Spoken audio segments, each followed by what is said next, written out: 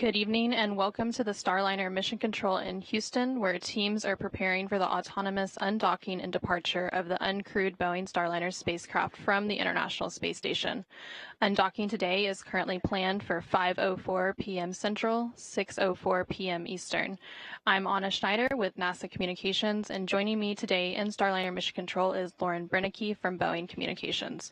Across the hall in the International Space Station Flight Control Room, we also have NASA's Rob Navius. In preparation for today's undocking activities, the teams here in Starliner Mission Control and the Flight Control Room, Flight Control Team in the International Space Station Flight Control Room recently completed the go, no-go poll for Starliner's undocking. The teams all polled go to proceed with undocking. And the team here in Starliner Mission Control is being led by Flight Director Chloe Maring. Today's undocking will set Starliner on its path home for landing at White Sands Space Harbor in New Mexico, targeting approximately 11 p.m. Central, Friday, September 6th, midnight Eastern on Saturday.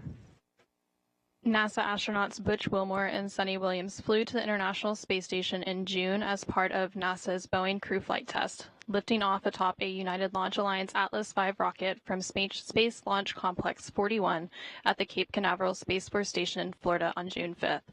The Starliner spacecraft docked to the International Space Station on June 6th. During the June 6th rendezvous, NASA and Boeing identified helium leaks and experienced issues with the Spacecraft Reaction Control System, or RCS, thrusters as Starliner approached the station. Since then, engineering teams have completed a significant amount of work, including reviewing a collection of data, conducting flight and ground testing, hosting independent reviews with agency propulsion experts, and developing various return contingency plans. The uncertainty and lack of expert concurrence did not meet the agency's safety and performance requirements for human spaceflight, thus prompting the NASA decision to return Boeing's Starliner spacecraft to Earth without astronauts Butch, Wilmore, and Suni Williams aboard. The uncrewed return allows NASA and Boeing to continue gathering testing data on Starliner during its upcoming flight home, while also not accepting more risk than is necessary for its crew. Wilmore and Williams will continue their work formally as part of the Expedition 71 and 72 crew through February of 2025. They will then fly home aboard a Dragon spacecraft with two other crew members assigned to the agency's SpaceX Crew 9 mission, NASA astronaut Nick Hague and Roscosmos cosmonaut Alexander Gorbanov. As part of NASA's Commercial Crew Program, this is Boeing's second flight to the International Space Station and third Starliner flight test overall, following a second orbital flight test in May of 2022.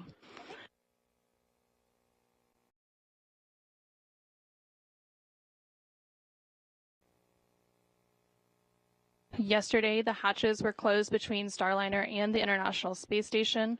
There are three hatches that separate the inside of Starliner from the orbiting laboratory: the Starliner hatch and the APAS hatch and No. 2 forward hatch on the station side. Following hatch closure, teams worked through steps to depressurize the vestibule, which is the area between the station hatch and Starliner hatch that were exposed to the vacuum of space prior to docking.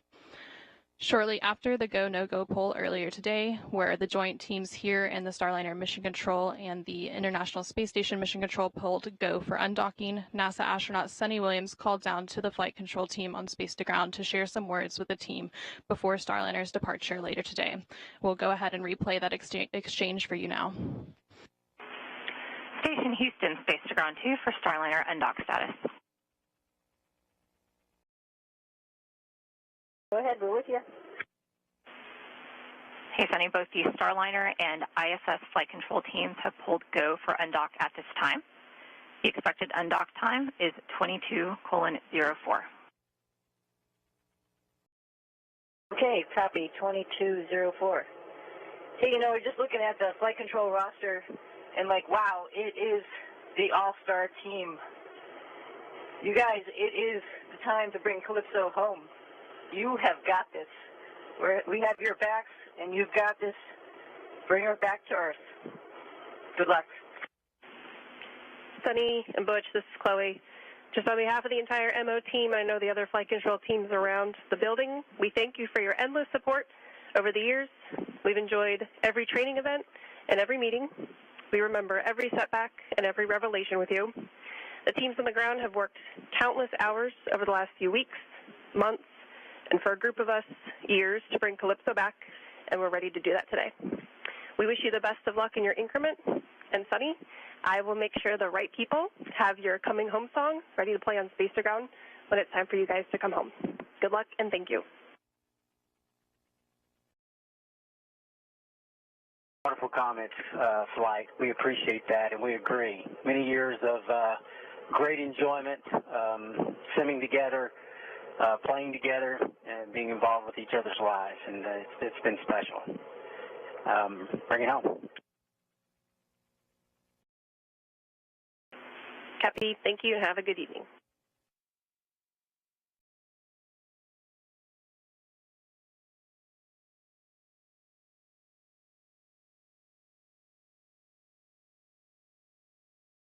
We are now just over 13 minutes away from today's planned undocking. As we continue to approach that undocking, you can see the team here and the Starliner mission control team working in tandem with the ISS flight control room across the hallway.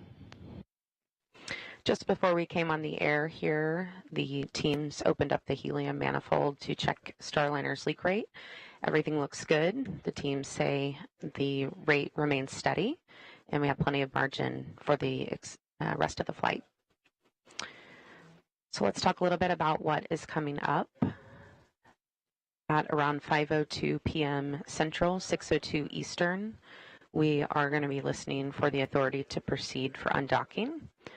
After the ATP, or authority to proceed, is issued for undocking, the hooks on the NASA docking system will begin to open.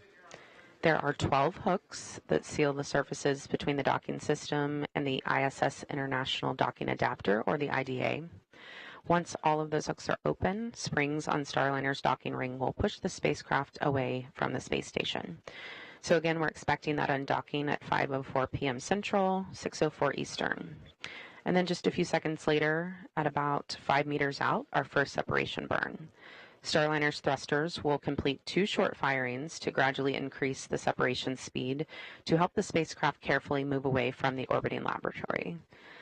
The command given to Starliner will be to back straight away to the 200-meter mark, but then a few seconds later, a second command will be given before it gets too far to change that path and head up higher than station.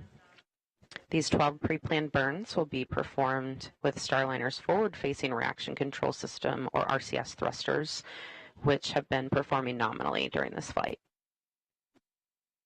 Starliner will then begin a breakout burn, which will take the spacecraft forward and above the station. During this burn sequence, Starliner's thrusters will perform a series of 12 short firings. This entire sequence will take about 5 minutes to complete and will allow Starliner to quickly break out to outside of the approach ellipsoid, or AE. About 4 minutes into this burn sequence, Starliner will exit the keep-out sphere, or KOS. The keep-out sphere is an imaginary 200-meter sphere centered on the space station. Once outside the keep-out sphere, vehicles must provide a 4-orbit safe free drift trajectory. Around 5:10 p.m. Central, that automated breakout sequence will be completed. And then just 15 minutes later, we will be out of the approach ellipsoid. The approach ellipsoid is in the same family as the keep-out sphere, but this time it is an imaginary 3-dimensional ellipsoid around the space station. Vehicles outside the approach ellipsoid have to be on what we call a 24-hour safe free drift trajectory, and that means the spacecraft would not cross over that imaginary line for at least 24 hours, even if it lost all maneuvering capabilities. Once outside the approach ellipsoid, joint operations between the Starliner Mission Control and International Space Station Flight Control Room will conclude, and Starliner will be on a path back to Earth.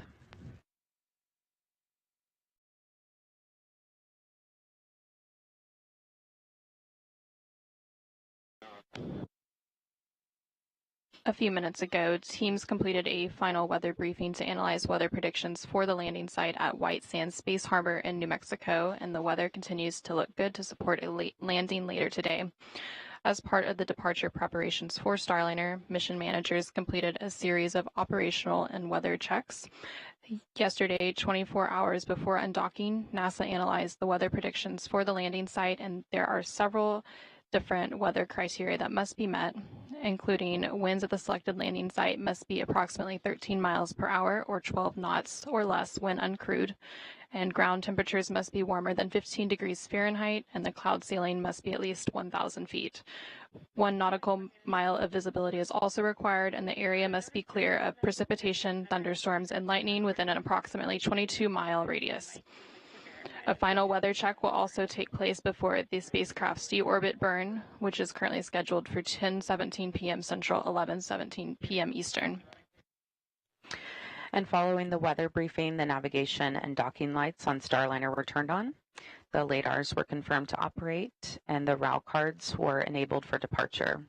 The LADARs, or laser detection and ranging lasers, create a 3D picture of the International Space Station for Starliner's computers to help the spacecraft guide itself around the ISS when it's flying close to the station. The LADAR system was developed and tested in orbit aboard the Space Shuttle as they docked with ISS. The RAL cards, or Remote Analog Interface Unit, gathers data on the status and health of critical spacecraft systems during all phases of the mission. This allows the important systems information to be stored aboard the spacecraft so engineers can review it once the spacecraft lands.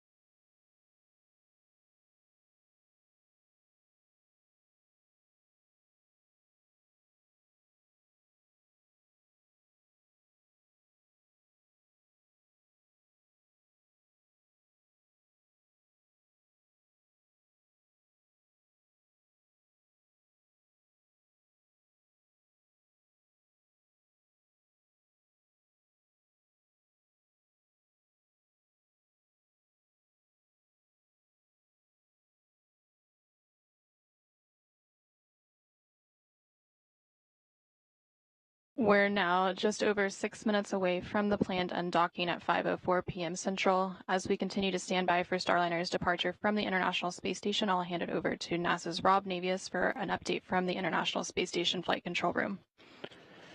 Thanks, Anna. Here in the Space Station Flight Control Room at the Johnson Space Center in Houston, the flight control team led by Flight Director Anthony Varia is in the final moments before the expected undocking of Starliner from the forward port of the Harmony module on the International Space Station. Once the undocking is complete and Starliner has exited the approach ellipsoid that you heard Lauren describe just a moment or two ago, the 9 crew members on board the station, led by Commander Oleg Kononenko, will begin their sleep period. They're going to be moving into an off-duty period on Saturday. The vacancy of the forward port of Harmony will open up that port for the beginning of 2 crew rotations over the next several weeks. Next Wednesday, NASA's Don Pettit and Roscosmos cosmonauts Alexei Ovchinin and Ivan Wagner will be launching from the Baikonur Cosmodrome in Kazakhstan on a 2-orbit rendezvous to reach the International Space Station. That will swell the station's population to 12 and begin an 11-day handover with NASA astronaut Tracy Dyson and Kononenko and Nikolai Chub, who will be departing the station on September 23rd. A day later, if everything goes as planned, NASA's Nick Hague and Roscosmos cosmonaut Alexander Gorbanov will be launching from the Cape Canaveral Space Force Station on the SpaceX Crew Dragon Freedom.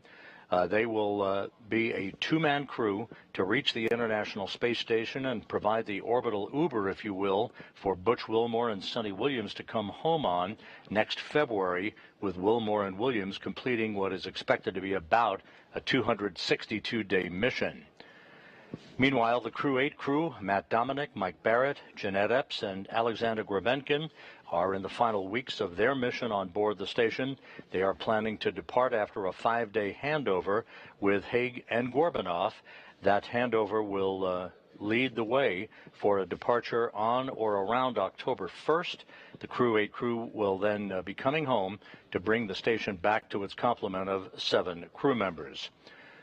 So with that, we're about 3.5 minutes away from the planned undocking of Starliner. We'll be watching carefully.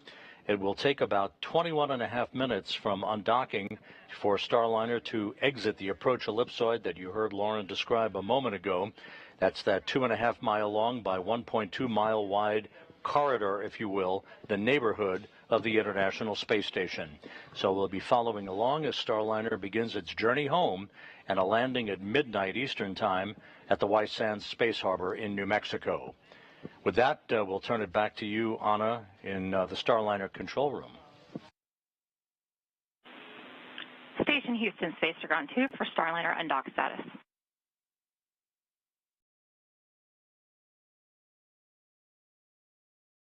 Go ahead. ISS and Starliner flight control teams remain go for an on-time undock at 22:04. Please perform 1.106 cruise CST 100 approach and departure monitoring steps 2.2 and 2.3. Verbally call Houston when physical set is confirmed. Be advised that NDS hook motors are driving. Space-to-space comm may be ready.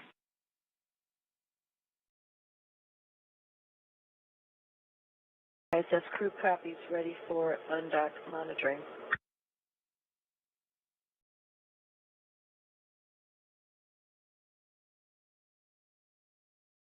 Thank you, Rob. And we just heard some conversation between the crew on the International Space Station and the teams here in the Starliner Mission Control, confirming that we are continuing to be go for an undock in just under 2 minutes from now at 5:04 p.m. Central, 6:04 p.m. Eastern. We are standing by for the command of the undock ATP or authority to proceed.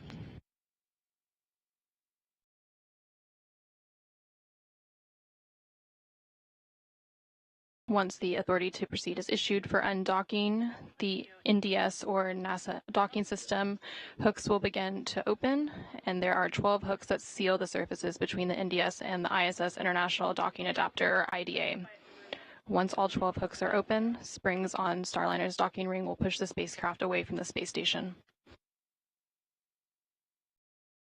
And Flight Director Chloe Marion just asked for quiet in the room as we are approaching 1 minute out from Starliner undocking.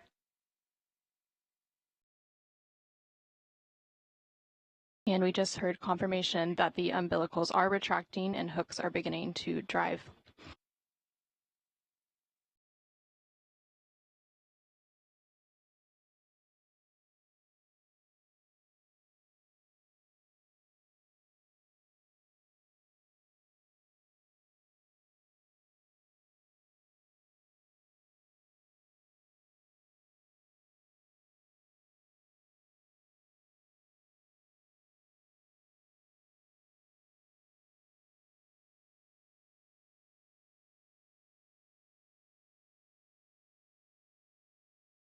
"30 seconds.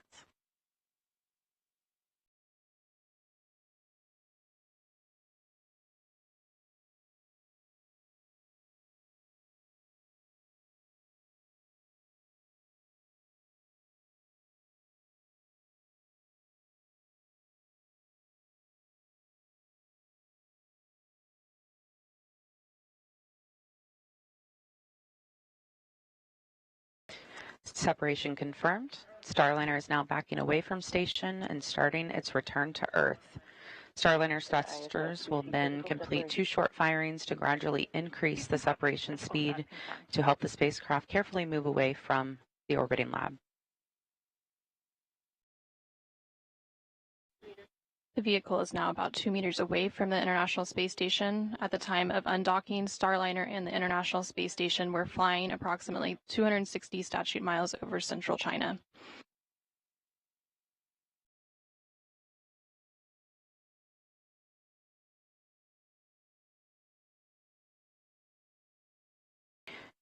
Starliner will be beginning a breakout burn soon, which will take the spacecraft forward and above station. During this burn sequence, Starliner's thrusters will perform a series of 12 short firings.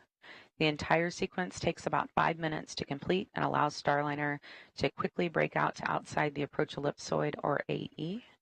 And about 4 minutes into the burn sequence, Starliner will exit the keep out sphere, or the KOS.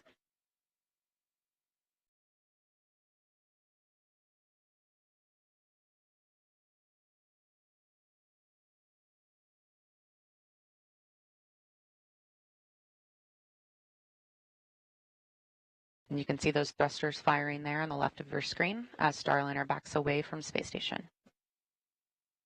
And we are now just at 35 meters away from the International Space Station. We saw a good first burn. ISS thrusters enabled. Confirmation, all 27 jets have fired. Houston copies, ISS thrusters enabled. And you're seeing the light show there on your screen.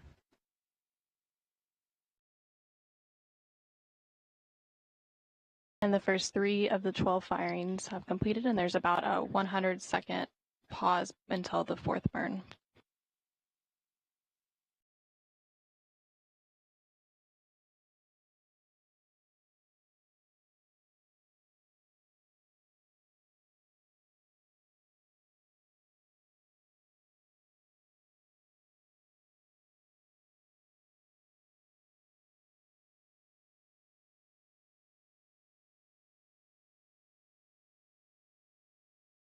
Starliner is about 60 meters away.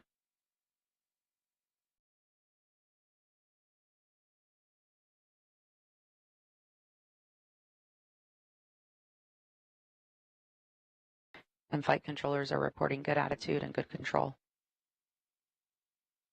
We are standing by for the 4th of the 12 burns in the series of firings as part of the breakout burn. As a reminder, the entire sequence will take about 5 minutes to complete. About 4 minutes into the sequence, Starliner will cross what is known as the keep-out sphere. The keep-out sphere is an imaginary 200-meter sphere centered on the space station. We are 15 seconds away from the 4th burn in the series of 12.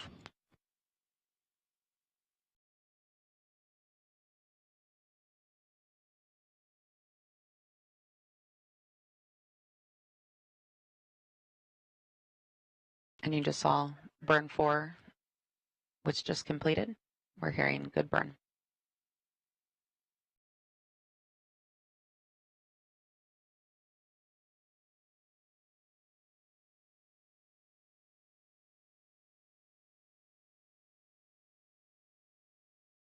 And the 5th burn in that sequence of 12 just completed, and it was a good burn.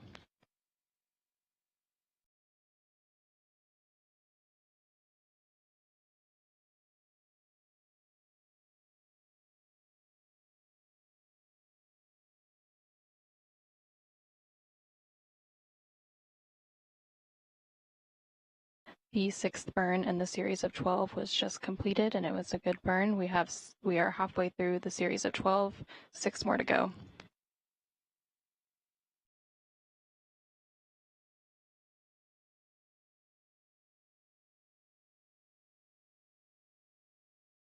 You might be able to see some of those lights on the front of Starliner, a red and a green and a white. Those indicate the different sides of Starliner, and they're used by the ISS crew to watch Starliner move away from the ISS along the undocking axis. And we just heard good confirmation of both burns 7 and 8 completed. Starliner undocked approximately 5 minutes ago and has just a handful of short firings left in its breakout burn, and it is now about 150 meters away from the International Space Station. And we heard confirmation of a good burn 9, 3 more to go.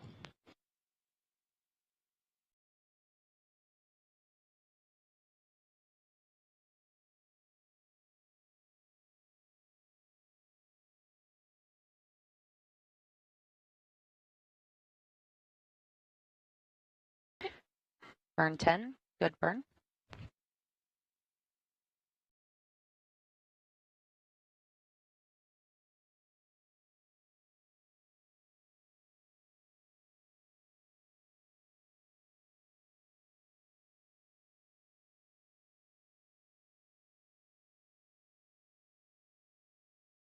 We have one more burn to go, but they have confirmed that Starliner has crossed the Keep Out Sphere, or the KOS, which is an imaginary 200-meter sphere centered on the International Space Station that helps flight controllers here on the ground monitor the arrival and departure of visiting vehicles. Station Houston, Space to Ground 2, Starliner has exited the Keep Out Sphere.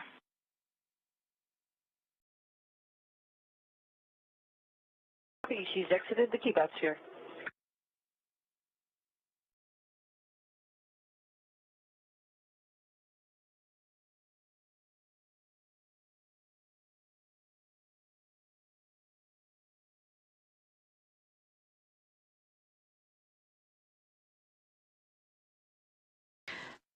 A reminder, this automated breakout sequence was chosen to use Starliner's forward thrusters, which have remained nominal during this flight.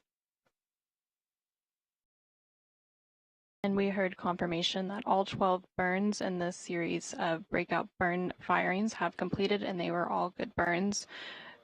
Starliner has crossed the Keep Out Sphere. So the next milestone for Starliner's departure will be crossing the approach ellipsoid, or AE. The AE is another invisible shape monitored by the flight control team, measuring 4 kilometers by 2 kilometers by 2 kilometers. Starliner is scheduled to cross the approach ellipsoid in about 10 minutes. Vehicles outside the AE have to be on what we call a 24-hour safe free drift trajectory, which means the spacecraft would not cross into the approach ellipsoid for at least 24 hours, even if it lost all maneuvering capabilities. Once outside the approach ellipsoid, joint operations between Starliner Mission Control and the International Space Station Flight Control Room will conclude, and Starliner will be on a path back to Earth.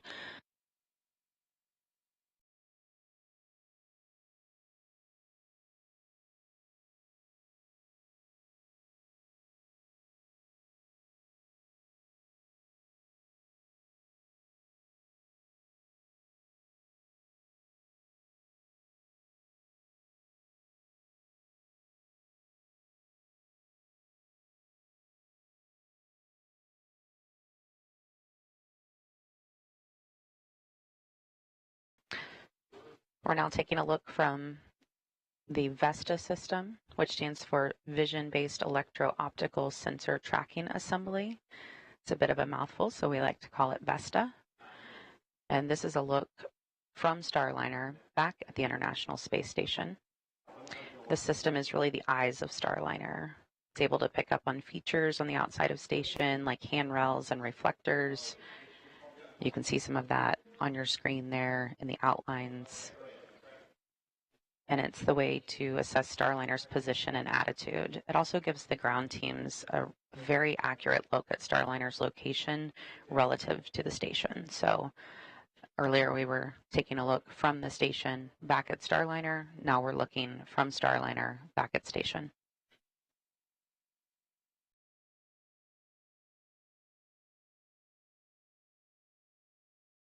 We're just under 10 minutes away from the AE exit, so in the meantime, we will check back in with NASA's Rob Navius in the International Space Station Flight Control Room. Rob? Thank you, guys. Flight Dynamics has reported that Starliner is on a perfect trajectory backing away from the International Space Station and opening a rate of about 13.5 statute miles per rev. At the time of the deorbit burn, at 10:17 and 13 seconds p.m. Central Time later this evening, the vehicle will be about 56 statute miles away from the International Space Station. That deorbit burn, by the way, will be a 59-second burn to slow Starliner down by 129.9 meters per second, a 4 OMAX burn. OMAX, the acronym for the Orbital Maneuvering and Attitude Control System, thrusters and jets on the Starliner spacecraft that will enable Starliner to begin to drop out of orbit for its intended southwest to northeast trajectory across the Pacific Ocean, across Baja California, and heading towards its landing at the White Sands Space Harbor in New Mexico. With the forward port of Harmony now vacant, that sets the stage, as I mentioned a few minutes ago, for the start of a couple of crew rotations that are coming up. Down at the Baikonur Cosmodrome in Kazakhstan, Don Pettit of NASA and Roscosmos cosmonauts Alexei Ovchinin and Ivan Wagner, and their backups are in the final stages of their preparations for launch next Wednesday.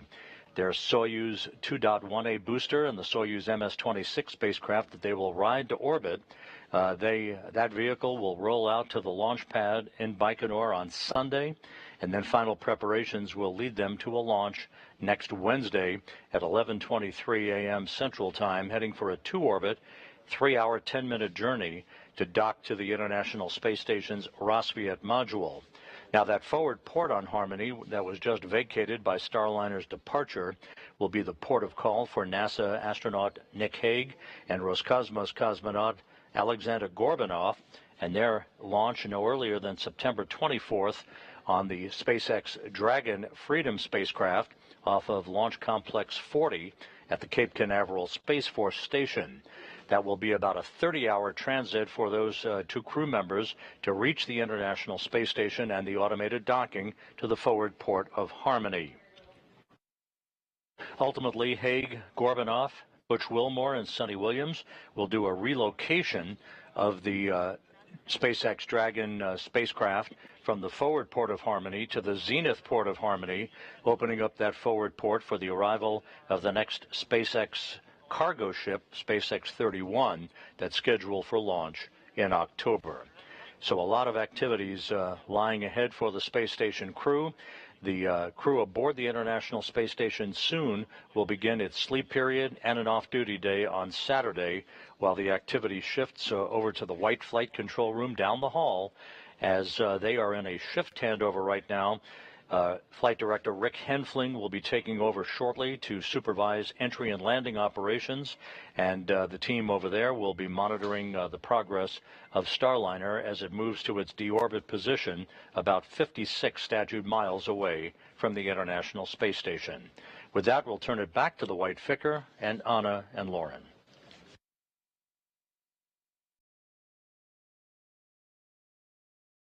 Thank you, Rob. Starliner is now about 750 meters away from the International Space Station as it continues to make its way to the approach ellipsoid exit. Again, that approach ellipsoid exit is targeted for 5:25 and 30 seconds p.m. Central Time, 6:25 and 30 seconds p.m. Eastern Time, and everything continues to proceed as planned with Starliner's departure and return back to Earth. And you're looking live at Starliner in free drift. Engineers are telling us that the breakout burns all went well. Thrusters are all looking good.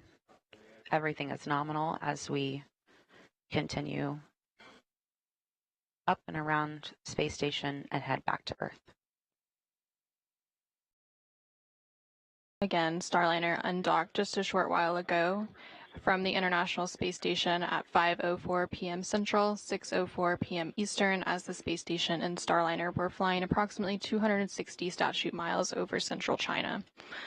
And shortly after that physical separation, Starliner's thrusters completed 2 short firings to gradually increase the separation speed and help the spacecraft carefully move away from the orbiting laboratory as part of the separation burns. And then Starliner began the breakout burn, which was a series of 12 short firings, which allowed the spacecraft to quickly move outside the keep-out sphere, and it is now approaching the approach ellipsoid exit. And once Starliner is outside of the approach ellipsoid, the joint operations between teams here and the Starliner Mission Control and the International Space Station Flight Control Room across the hall will end, and Starliner will be back on its path to Earth.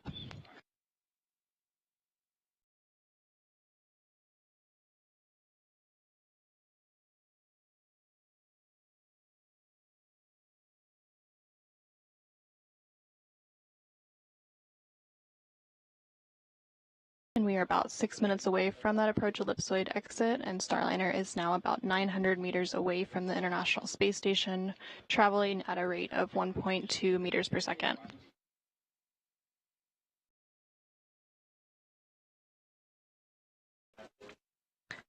That dot in the center of your screen is Starliner, looking from space station.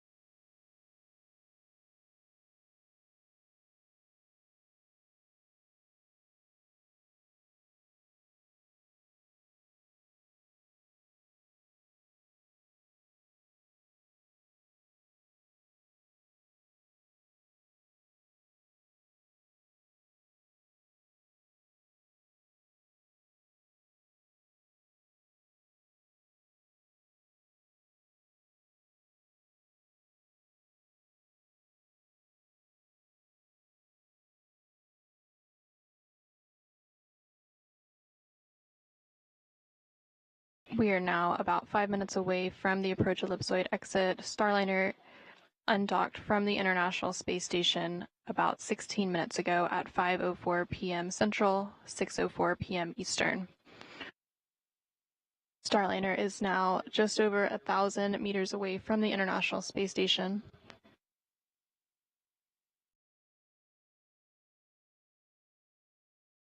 After Starliner crosses the approach ellipsoid, the next milestones for the vehicle will be its entry cover closure, and that is planned for about 6:42 p.m. Central, 7:42 p.m. Eastern, and then there will be some checkouts of the OMAC thrusters at 7:05 p.m. Central, 8:05 p.m. Eastern. And then after that, we get into the entry and landing coverage, and the go-no-go for the deorbit burn will be at approximately 9:57 p.m. Central, 10:57 p.m. Eastern, following with the deorbit burn about 20 minutes later at 10:17 p.m. Central, 11:17 p.m. Eastern. Again, seeing good views of Starliner leaving the International Space Station. It's that distant dot on your screen. The vehicle is now about 1,120 meters away from the International Space Station.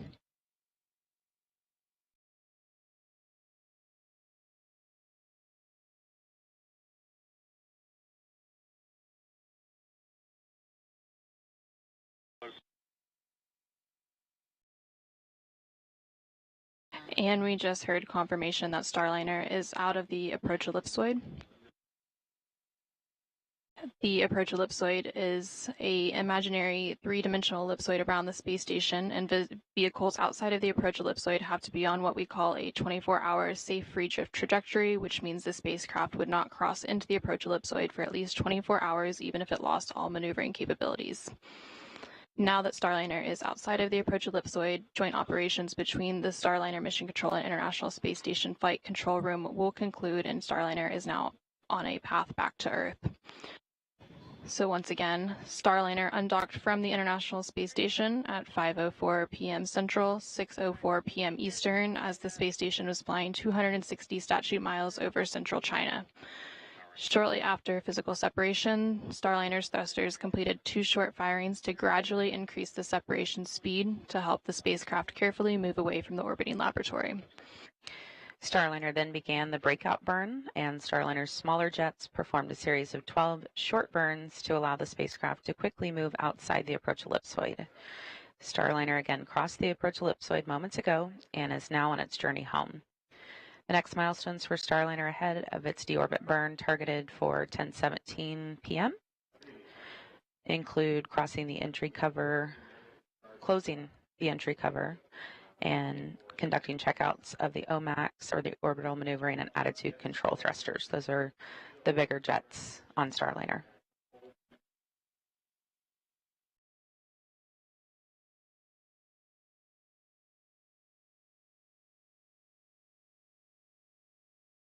For now, let's check in one final time with NASA's Rob Navius following Starliner's exit from the approach ellipsoid. Thank you, guys. Here in the Space Station Flight Control Room, Flight Director Anthony Varia and his team will be remaining on console throughout the course of the evening, keeping a watchful eye on things. Space Dragon 2 for Starliner status.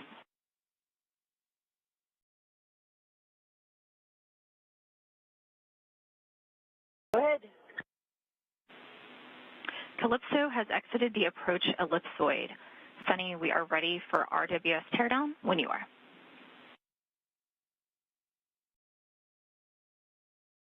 Okay, she's on her way home. Congratulations to the undock team, and we'll be tearing down the RWS. And copies, thanks. Spacecraft communicators are here in the station flight control room talking to Suni Williams, International Space Station. The Starliner is perfect trajectory, moving well away from the International Space Station for its deorbit burn at 10:17 and 13 seconds p.m. this evening. Once again, that'll be a 59-second burn of the 4 orbital maneuvering and attitude control system jets on the Starliner spacecraft to slow Starliner down by 129.9 meters per second, allowing it to drop out of orbit to begin its descent back into the Earth's atmosphere, and a landing just about midnight Eastern Time, 11 p.m. Central Time, give or take a few seconds, at the White Sands Space Harbor in New Mexico. With that, the space station team will begin to turn its attention to the next major activity. That will be the launch out of the Baikonur Cosmodrome in Kazakhstan on Wednesday of NASA's Don Pettit and Roscosmos cosmonauts Alexei Ovchinin and Ivan Wagner on the Soyuz MS-26 spacecraft that will increase the station's population from 9 to 12, and the beginning of a busy several weeks of crew rotations on the International Space Station, leading to the start of Expedition 72.